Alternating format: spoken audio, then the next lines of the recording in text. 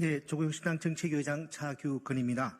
오늘 조국혁신당은 사회권 선진국 달성과 복합위기 극복을 위한 조세개혁특위 구성 결의안을 발의했습니다. 관련해서 기자회견을 열게 되었습니다. 참석하신 의원님 소개해드리겠습니다. 제 우측에 조국혁신당 백선희 의원님이십니다. 왼쪽에 조국혁신당 신장식 의원이십니다.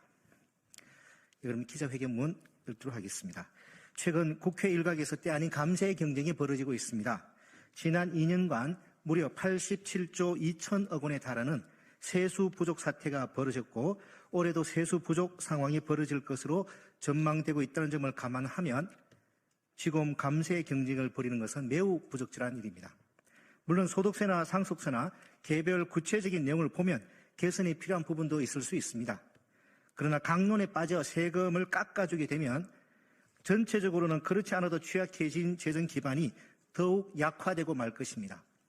우리나라는 세계적으로 봐도 세금을 적게 걷어 적게 쓰는 대표적인 나라입니다.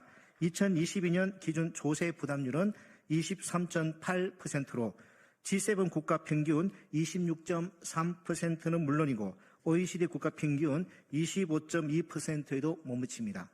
GDP 대비 재정 지출 규모도 2021년 기준 38%로 미국의 44.9%, 일본의 44.3%, 독일 51.3%, 영국 48.6% 등에 비해 현저히 낮습니다. 문제는 우리나라는 저출생 등으로 인한 사회 구조적 변화로 인해 재정 수입은 줄어들고 지출을 늘릴 수밖에 없는 상황이라는 데 있습니다. 실제로 예산정책처의 장기 재정 전망에 따르면 향후 우리나라 재정은 총 지출 증가율 연 4.3%가 총 수입 증가율 연 3.3%를 웃돌게 됩니다. 지속 가능하지 않습니다. 게다가 저출산 고령화, 불평등과 양극화, 기후위기 등 우리가 지금 해결해야 할 중차대한 현안이 너무 많다는 것도 문제입니다. 모두 정부의 상당한 재정 지출이 필요한 과제들입니다. 이 문제를 해결하지 않고서는 성장을 기대하기 어렵습니다. 적게 걷고 적게 쓰는 현재의 구조를 완전히 바꿔야 하는 이유입니다. 그럼에도 불구하고 이런 상황에서 개별 세목 각각의 당위성을 근거로 세금을 깎는 데만 열중하면 과연 대한민국의 미래가 존재할 수 있겠습니까?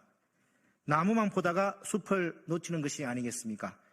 당장의 선거 때문에 졸속 감세 경쟁을 벌이는 것을 과연 미래를 위한 책임 있는 정치라고 할 수 있겠습니까? 지금 조국혁신당이 조세개혁특위 구성